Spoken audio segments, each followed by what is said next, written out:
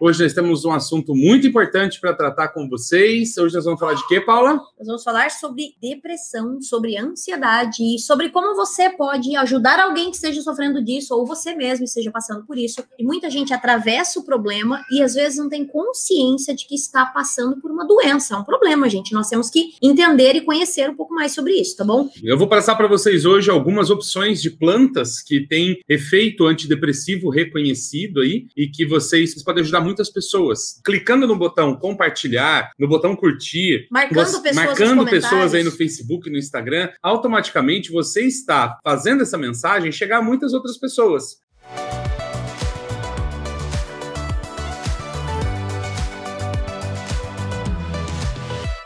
A gente tem muitos relatos de alunos aí que conseguiram sair de medicamentos antidepressivos utilizando plantas medicinais, recuperando qualidade de vida e tudo mais. Então, é uma possibilidade verdadeira, real e muito importante. Então, compartilhe, faça a sua parte para ajudar as pessoas. Às vezes a gente tem uma depressão, a gente consegue sair dela com estratégias naturais, tranquilas. As pessoas confundem muito, né? Um estado de ansiedade com um estado de tristeza, com a depressão. É interessante a gente perceber, quando a pessoa está em depressão, uma depressão muito severa, lógico, né? Ela não está em condições de avaliar nada. Ela precisa de ajuda, precisa ser amparada. A pessoa que acompanha ela, a família, os amigos, aqueles que estão junto com ela, tem que ajudar nessa orientação. Aí você olha um medicamento que a pessoa está tomando e está causando depressão. Então é importante estar junto. Se uma pessoa está com depressão, ela não pode tomar um medicamento que causa depressão.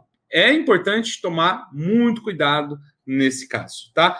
Talvez você seja uma pessoa que sofre de um processo de depressão leve. Talvez esteja entrando nesse processo. E você tem discernimento para buscar ajuda, para procurar alguém, um amigo, um profissional de saúde, o seu médico, o seu pastor, o seu orientador espiritual e conversar com essa pessoa, para que você busque ajuda. Mas quando a pessoa está num processo de depressão mais profundo, ela não tem mais essa capacidade. Você que está ao lado de uma pessoa que apresentam esses sintomas, ou que você percebe que ao longo dos meses, das semanas, vem entrando num processo de tristeza, de apatia, ou de irritabilidade maior, procure ficar perto dessa pessoa, procure orientá-la, procure encontrar maneiras de auxiliar essa pessoa a buscar ajuda. Porque o processo depressivo vai tirando a capacidade de se mover da pessoa. Ela afunda, é como se fosse um pântano. Se não tiver alguém que te ajude a sair, quanto mais você se agitar dentro desse pântano, mais você vai afundar. A gente precisa observar isso. Às vezes a gente é a tábua de salvação da pessoa. É alguém que chegou e ouviu, falou, conversou, esteve junto, participou. Isso salva vidas, gente. A depressão, a pessoa não é que ela quer ficar ali. Ela não entende porque ela está ali, ela sequer se percebe ali. As pessoas costumam muito dizer que depressão é frescura. Depressão não é frescura. Depressão é uma doença grave. Dependendo da complexidade dessa depressão, pode ser muito grave. Que pode levar as pessoas ao suicídio. O maior crescimento de casos de suicídio no mundo está em países em desenvolvimento. E aí o que acontece? As pessoas em crise econômica, crise financeira, crise familiar, crise de relacionamento e tudo mais, acabam tendo depressão e acabam tendo a chamada ideação suicida. Começa a ter ideias e desejos suicidas. Então a gente precisa observar muito. Isso começa desde a infância. Tem uma pesquisa feita no Japão sobre casos de crianças de 9 a 14 anos que se suicidam. Mas é tão forte dentro dela que ela não suporta continuar com aquela dor. Ela não vê sentido em continuar existindo. Vamos prestar atenção naquilo que nós podemos fazer pelas pessoas. Preste atenção no seu filho, se o seu filho está apático, se o seu filho não brinca mais, não quer sair de casa, não quer ir para a escola, não quer comer. Tem insônia. Ou não quer levantar da cama de manhã, e fica trancado no quarto muito tempo, está sempre chorando sem motivos, tem medo de ficar sozinho, tem medo do escuro, tem medo de dormir sozinho. Um conjunto de sintomas desses pode demonstrar para você que o seu filho está entrando no processo de depressão. Depressões comuns que se falam hoje em dia na sociedade são as depressões do pós-parto, a depressão na terceira idade. As pessoas mais velhas, elas estão com uma dificuldade em se adaptar nessa nova vida. De quantas pessoas se encontram e, assim, depois de poucos minutos de conversa, as pessoas acabam ficando ligadas na tecnologia. E aí o idoso nem sempre gosta ou nem sempre tem facilidade de ficar na tecnologia. E aí ele fica sozinho num canto, sentado no sofá, parado. É muito importante estar atento ao idoso. O adolescente sofre muito com depressão, porque tem problemas emocionais, problemas de relacionamento, problemas na escola.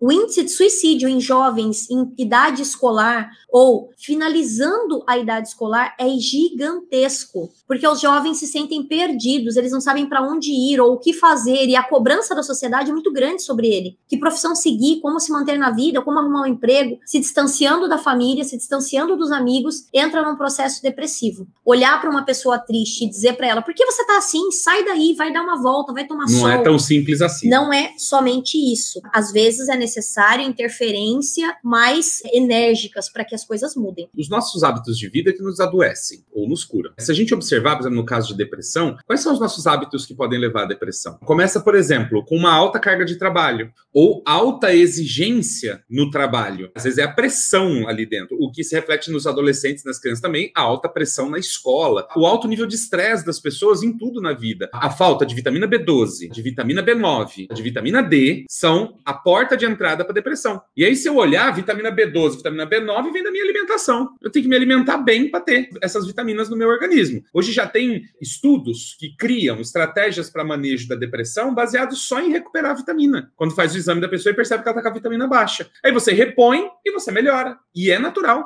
Vitamina D, ela é produzida no nosso organismo por ação dos raios ultravioleta do tipo B. Quanto sol a gente toma por dia? A gente acorda dentro das nossas casas fechadas, anda dentro de carro ou dentro de algum outro veículo fechado, toma pouco sol, chega no trabalho, é um lugar fechado, não tem sol. Vitamina D está intimamente ligado com o processo de depressão, bom funcionamento do sistema nervoso, assim como a vitamina B12, que só vem de produtos de origem animal, e a vitamina B9 também vem dos vegetais e tudo mais. Se a gente não tiver uma alimentação equilibrada, meus amigos, infelizmente, não vai funcionar. Só isso já pode ajudar muita gente a evitar um processo depressivo. Fatores de risco para a depressão. Histórico familiar. Isso quer dizer que se na sua família já tem pessoas com depressão, preste atenção. Você também pode ter uma propensão maior, ou alguém na sua casa pode ter uma propensão maior a um processo depressivo. Transtornos psiquiátricos correlatos. Tipo síndrome bipolar, tipo toque, ansiedade e tudo mais, são fatores que podem levar à depressão também. A ansiedade está sempre andando junto com a depressão. Se vocês olharem, muitas pessoas, às vezes, antes de entrar no processo depressivo, passou pela ansiedade. A ansiedade é o que leva as pessoas a se suicidarem, vocês sabiam? A depressão estabelece um estado de ansiedade tão grande, chamada acatisia, que a pessoa não consegue nem ficar sentada. É tão angustiante, tão dolorido isso para a pessoa, que ela chega à conclusão de que é melhor morrer do que continuar sofrendo com aquilo.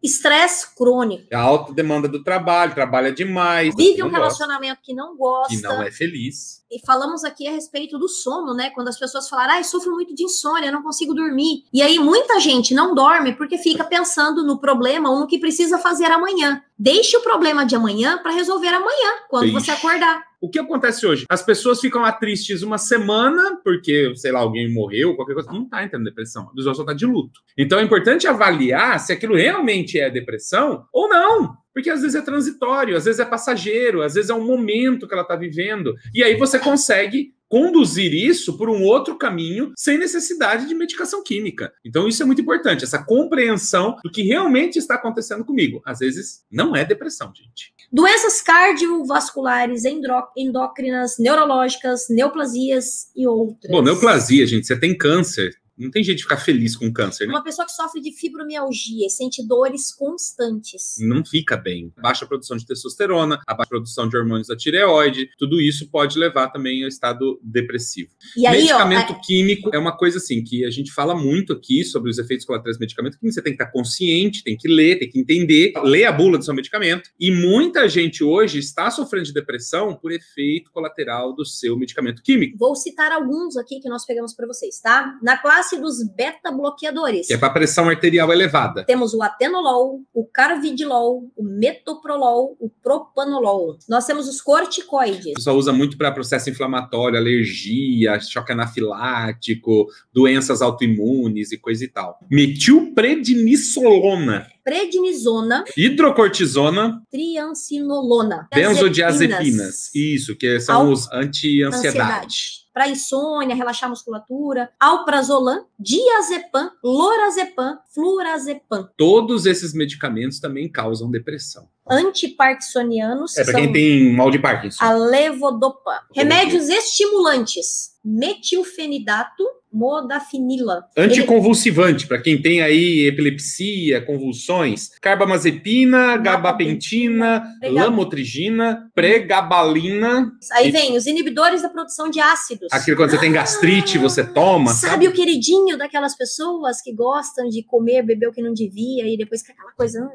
Omeprazol, esomeprazol, pantoprazol, lanzoprazol. E nós ainda temos aqui as estatinas, né? Ah, estatina é o fim da picada. E aí nós temos a simvastatina, atorvastatina e fenofibrato. São medicamentos para controle do colesterol. Lembrando que não é para se automedicar, não é para abandonar medicamento. Você deve procurar um acompanhamento médico para isso. As estratégias que você pode adotar, além de tentar mudar essa medicação, conversar com o seu psiquiatra, se você percebeu, por exemplo, que o antidepressivo que você toma está te causando, primeiro, te coloca no estado de maior melancolia, te coloca no estado de maior ansiedade. Os antidepressivos podem colocar você no estado de acatisia, que é um descontrole que você não consegue ficar parado no mesmo lugar muito tempo. Sonhos perturbadores, sonhos vívidos, tudo isso é preocupante. Estratégias que você pode adotar, além de uma alimentação melhor, além de suplementar vitamina B12, D, B9,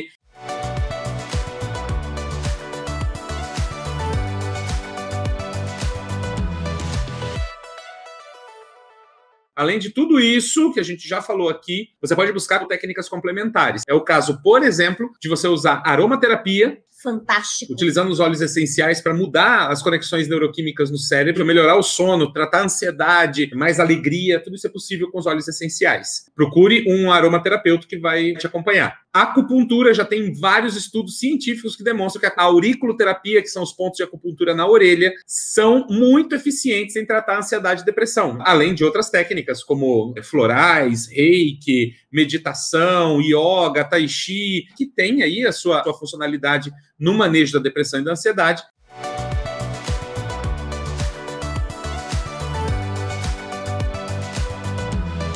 Nós podemos também usar as plantas medicinais. Um deles é o alecrim. Quem não pode usar alecrim é quem tem hipertensão arterial. Nesses casos de pessoas sensíveis, ele vai aumentar um pouquinho a pressão. Mas se você não tem hipertensão arterial, você pode utilizar o alecrim e ele é sensacional. Um alecrim de cozinha mesmo, esse que você usa para temperar os alimentos. Ele melhora as conexões neuroquímicas no cérebro, a produção de neurotransmissores, melhora o humor, melhora a atenção, a concentração, o aprendizado.